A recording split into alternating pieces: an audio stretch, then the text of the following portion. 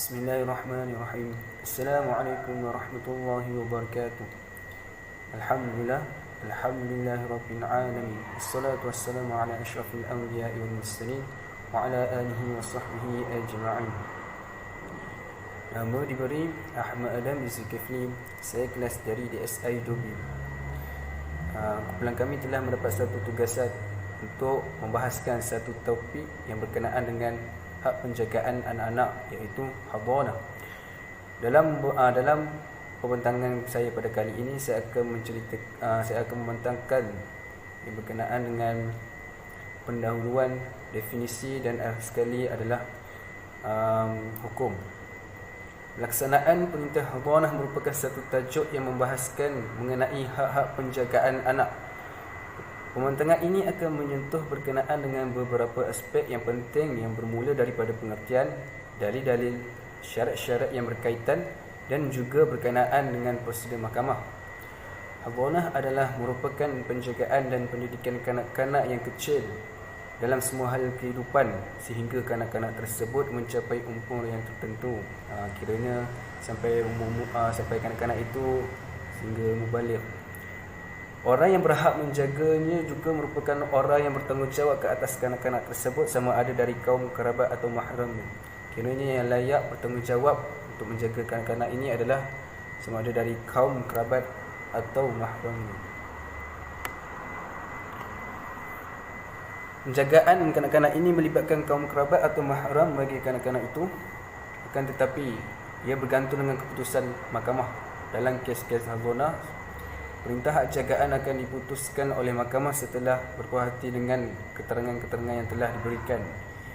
Kiranya semua putusan adalah mahkamah yang dibuat.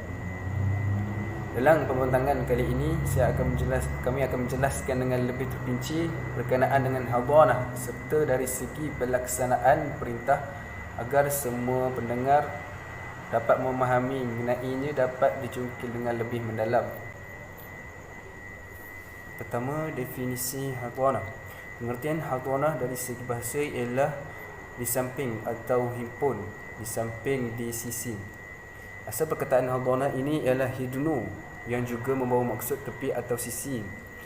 Disebabkan kerana orang yang ingin mengambil kanak-kanak tersebut meletakkan kanak-kanak itu di sisinya.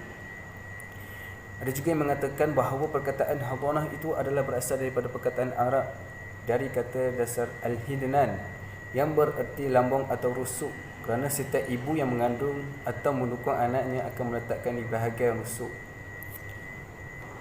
Hadanah dari segi istilah pula boleh membawa erti menjaga serta memelihara anak-anak yang masih kecil, sama ada lelaki atau perempuan, atau anak-anak yang sudah dewasa tetapi belum memayis dari sebarang anasa yang boleh merosakkan fizikal maupun mentalnya, sehingga kanak-kanak itu mampu berdikari dan memikul tanggungjawabnya sendiri.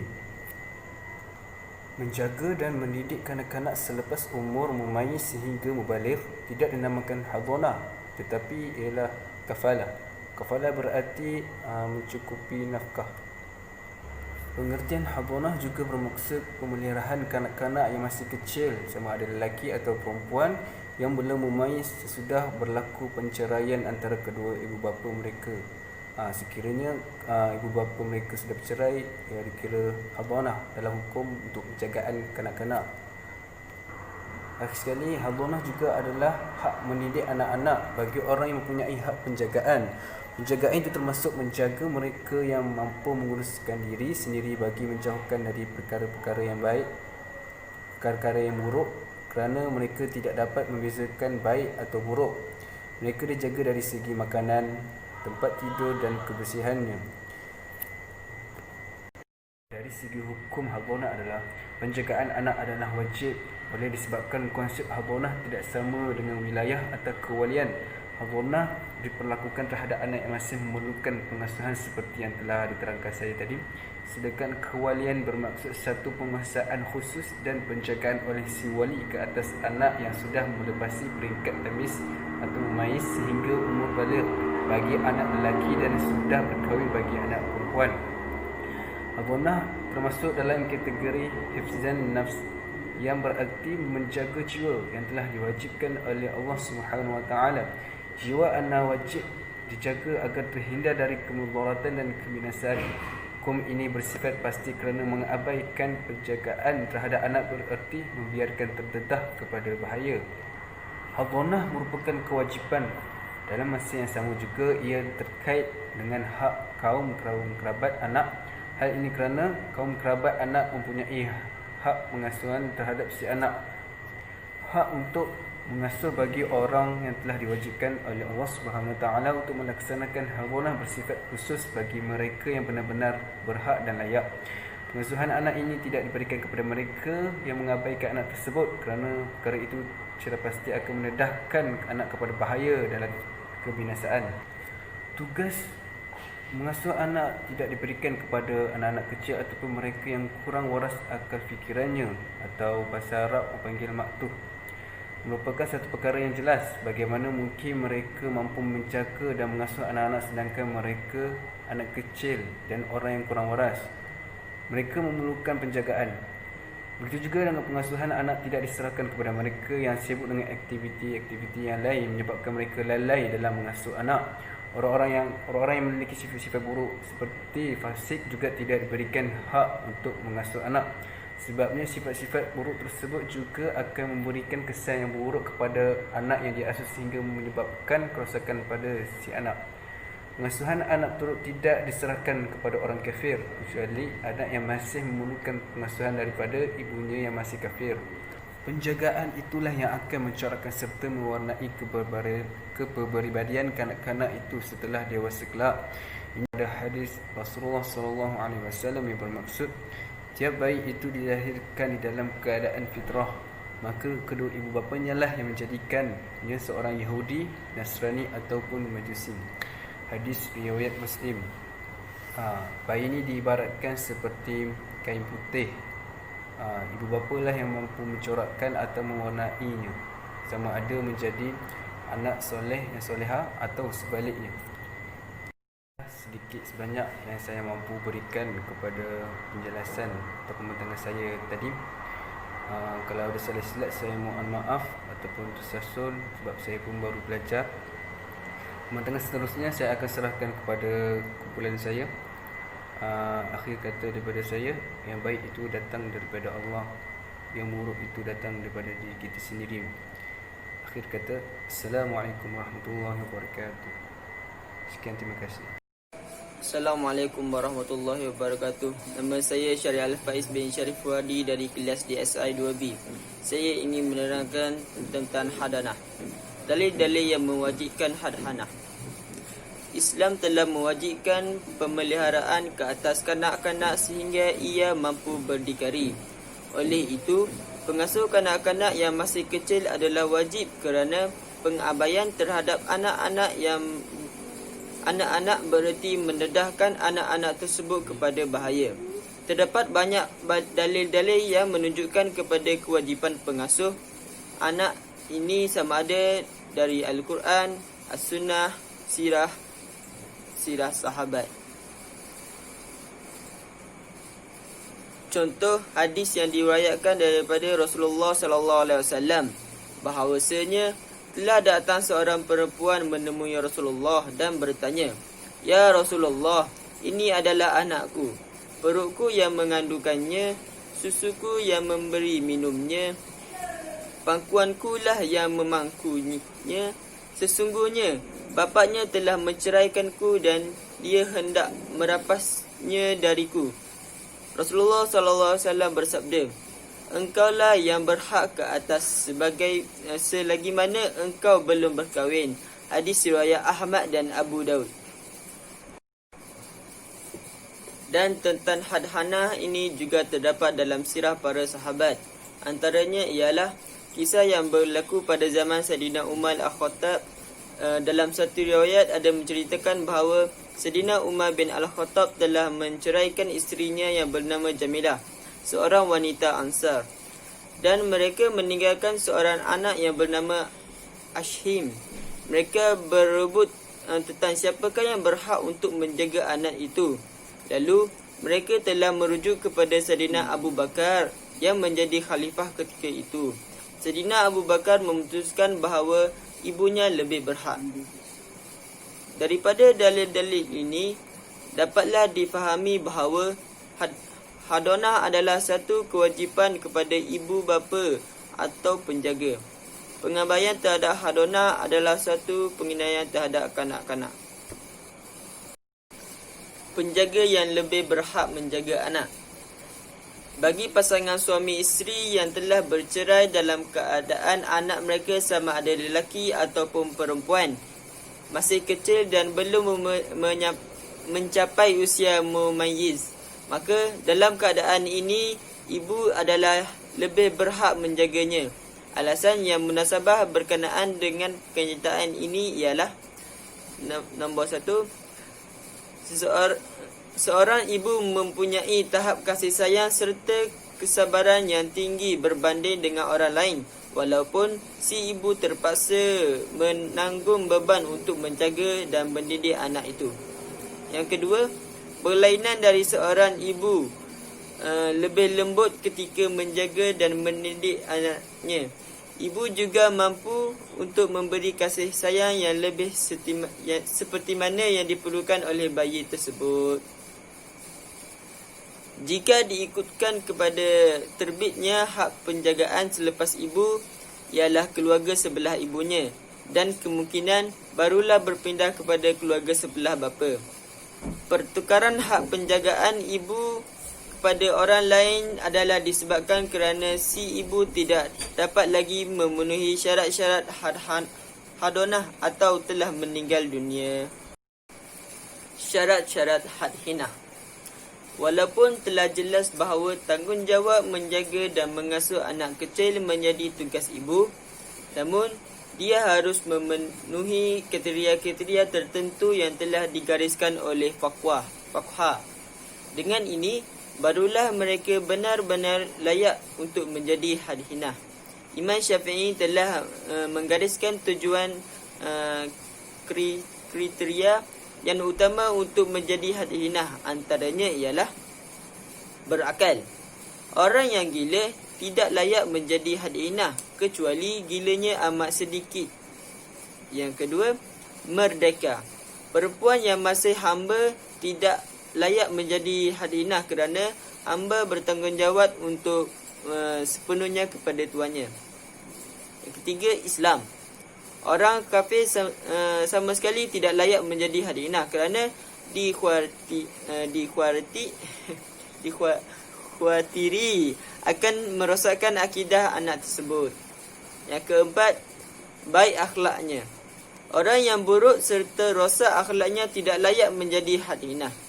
Yang kelima, amanah. Orang yang mempunyai sikap khianat terhadap amanah yang diberikan kepadanya tidak layak menjadi hadhinah. Yang keenam, tidak berkahwin dengan lelaki lain. Syarat ini hanya tertakluk kepada pihak isteri sahaja.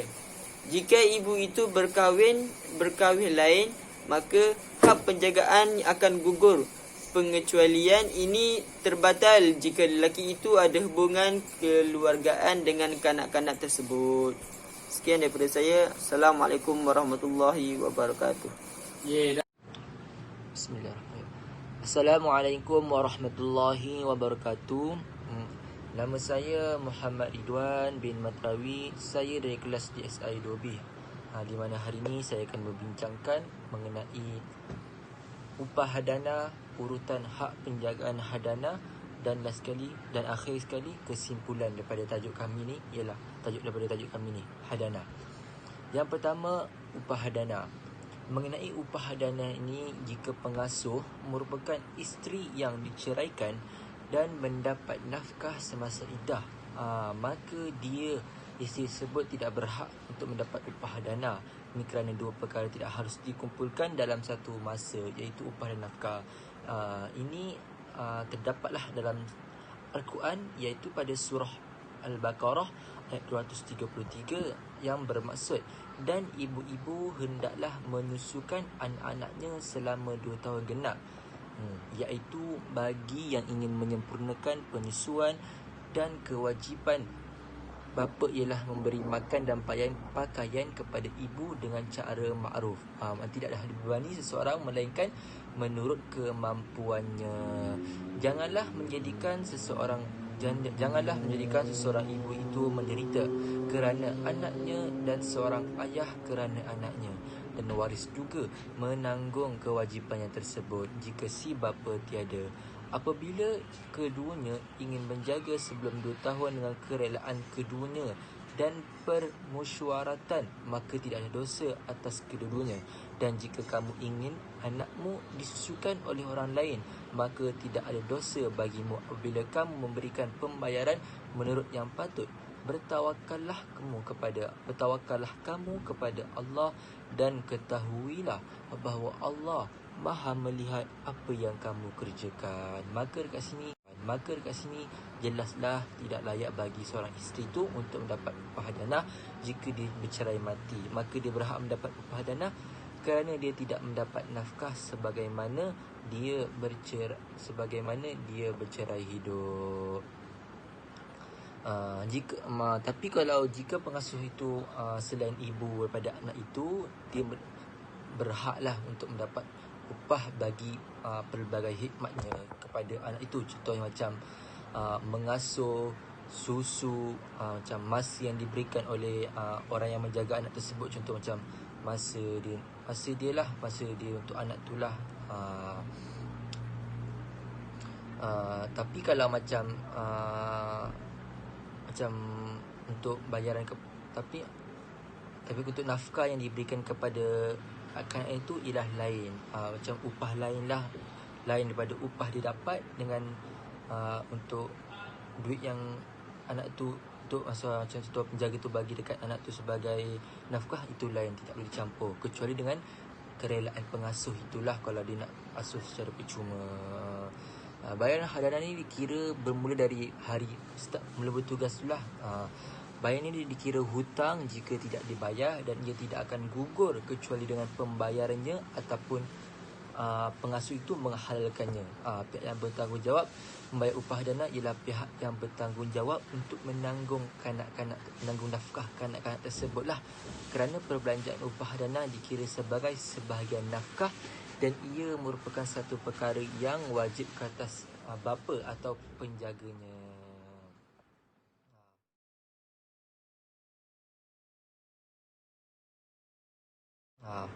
Yang kedua ialah mengenai urutan orang yang layak terhadap hadana ini, terhadap penjagaan kanak-kanak lah. Jika si ibu tidak memenuhi syarat-syarat hadana atau kehilangan salah satu syaratnya, maka ia tidak layak untuk ditugaskan sebagai hadana lah. Dan tugas hadana ini akan diserahkan kepada ahli waris yang lain menurut urutan keutamaan lah. Contohnya macam yang pertama ialah nenek sebelah ibu.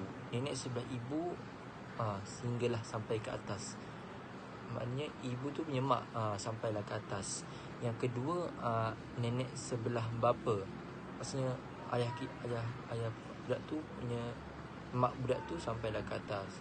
Yang ketiga ialah kakak atau adik perempuan seibu sebapa. Kakak atau adik perempuan seibu sebapa. Okey. Yang kelima kakak atau adik perempuan seibu. Yang keenam kakak atau adik perempuan sebapa.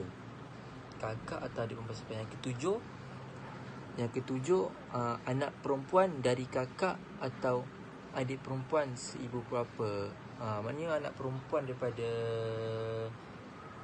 kakak, ataupun adik perempuan daripada si ibu sebapa anak budak tu lah.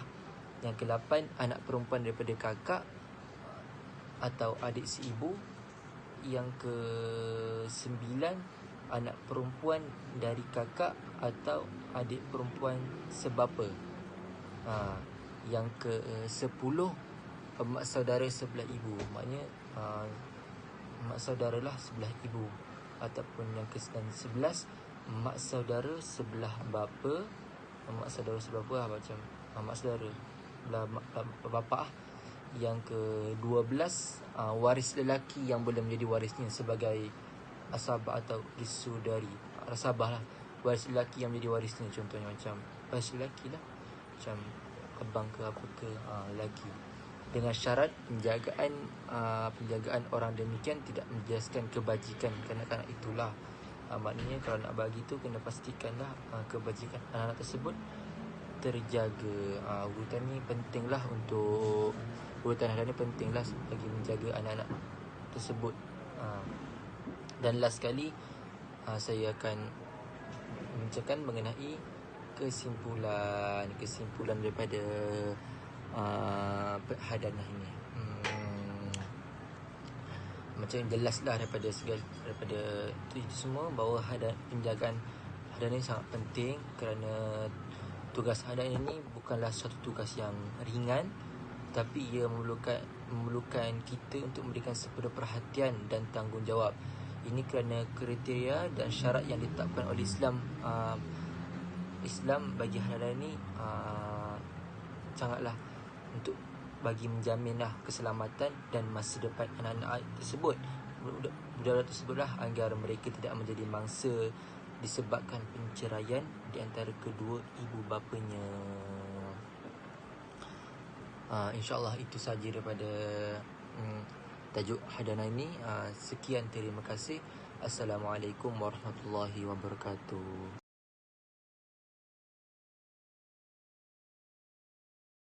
Assalamualaikum warahmatullahi wabarakatuh.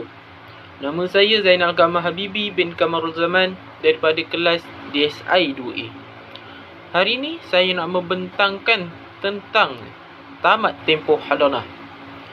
Tamat tempoh hadanah ini berlaku apabila kanak-kanak itu tidak lagi memerlukan penjagaan kerana telah dewasa dan mereka dapat berdikari dan mampu mengurus segala keperluan asas seperti makanan, pakaian, tempat tinggal dan sebagainya. Selain itu, tamat tempoh hadanah ini boleh berlaku jika kanak-kanak itu telah mumayyiz. Dia berhak memilih untuk tinggal bersama ibunya atau bapanya. Maksud mumayyiz di sini ialah kanak-kanak yang sudah mencapai usia di mana seorang anak sudah boleh membedakan mana hal yang baik dan mana hal yang buruk baginya. Seterusnya saya akan membentangkan tentang perintah pelaksanaan tempoh hadanah. Selepas keputusan untuk hak penjagaan ditetapkan oleh hakim, pihak mahkamah akan mengeluarkan surat keputusan tersebut akan diberikan kepada kedua pihak suami dan isteri. Semua perintah yang dikeluarkan mahkamah ini wajib dipatuhi oleh kedua-dua pihak. Setelah itu, pihak suami hendaklah menyerahkan anak kepada bekas isterinya dan pihak isteri mempunyai hak untuk menuntut penjagaan anak daripada pihak suami. Begitu juga sebaliknya. Pelaksanaan ini hendaklah berkuat kuasa bermula dari tarikh yang ditetapkan di dalam surat keputusan mahkamah. Tetapi jika tarikh penyerahan tidak ditetapkan, maka menurut 152/3 Akta Tata Cara Mahkamah Syariah Wilayah Persekutuan 1998 menetapkan bahawa permohonan untuk mendapatkan suatu perintah di bawah seksyen ini hendaklah dibuat dalam borang bersurat 34 dan salinan permohonan itu hendaklah walau apa peruntukan lain akta ini disampaikan kepada orang yang dikehendaki melakukan perbuatan yang berkenaan. Surat ini hendaklah dihantar kepada pihak suami supaya dia menyerahkan hak penjagaan anak kepada pihak isteri. Seterusnya pula, apabila pihak suami tidak menyerahkan hak penjagaan kepada pihak isteri, maka perbuatan pihak suami ini dikira sebagai menghina mahkamah dan boleh dikenakan tindakan. Menurut akta menyatakan bahawa mahkamah hendaklah mempunyai bidang kuasa untuk memulakan prosiding terhadap mana-mana orang kerana menghina mahkamah dan boleh dalam prosiding sedemikian membuat suatu perintah pengkomitan selama tempoh tidak melebihi 6 bulan atau boleh mengenakan denda tidak melebihi RM2,000. Manakala perenggan 3 pula menyatakan bahawa dalam hal penghinaan yang dilakukan di luar mahkamah, notis supaya menunjukkan sebab mengapa tindakan atau prosiding tidak boleh diambil terhadapnya hendaklah disampaikan ke diri orang yang dikatakan melakukan penghinaan itu. Dengan ini, pihak isteri dikehendaki menyediakan surat tunjuk sebab kepada mahkamah. Apabila surat ini telah disediakan, maka ia akan diendoskan oleh mahkamah untuk dihantar kepada pihak suami. Selepas itu, pihak suami dikehendaki hadir ke mahkamah bagi menunjukkan sebab mengapa dia tidak dapat melaksanakan perintah mahkamah. Jika alasan pihak suami tidak dapat memuaskan mahkamah, maka pihak suami boleh dikenakan tindakan pengkomitan. Sekian. Di Malaysia terdapat beberapa isu semasa tentang hak-hak hadanah seperti mana yang tertera di dalam slide ini. Kerana hak hadanah ini dinilai secara toleransi antara undang-undang sivil dan undang-undang syariah. Kebijakan yang Arif Hakim untuk mencari titik pertemuan antara hak hadanah bagi ibu yang bukan Islam dan bapa yang telah memeluk Islam menunjukkan satu perkembangan positif ke arah mengharmonikan undang-undang sivil dan syariah dalam membuat keputusan sekaligus tidak meminggirkan undang-undang syariah seperti mana yang terdapat isu-isu di Malaysia. Sekian daripada saya. Terima kasih. Okey. Kesimpulannya adalah daripada penjelasan syarat-syarat yang telah berlalu, maka jelaslah majoriti ulama memberikan keutamaan orang yang memelihara kanak-kanak hasil perceraian daripada mereka yang mempunyai akhlak yang mulia. Ialah yang bertujuan untuk memelihara kanak-kanak tersebut daripada sifat-sifat buruk yang boleh merosakkan akhlak kanak-kanak. Jika ditinjau dari segi hak hadanah pula, orang yang diutamakan adalah terdiri daripada mak, saudara perempuan, iaitu ibu saudara kepada kanak-kanak itu. Kerana hadis Nabi SAW menyebut bahawa status ibu saudara adalah sama seperti ibu. Oleh yang demikian, penjaga beragama Islam, berakhlak mulia serta mempunyai pertalian ibu atau ibu saudara adalah orang yang paling berhak dan lebih diutamakan untuk memelihara kanak-kanak dari kanak-kanak hasil daripada penceraian ibu dan bapa tersebut. Sekian daripada kumpulan kami. Assalamualaikum warahmatullahi wabarakatuh.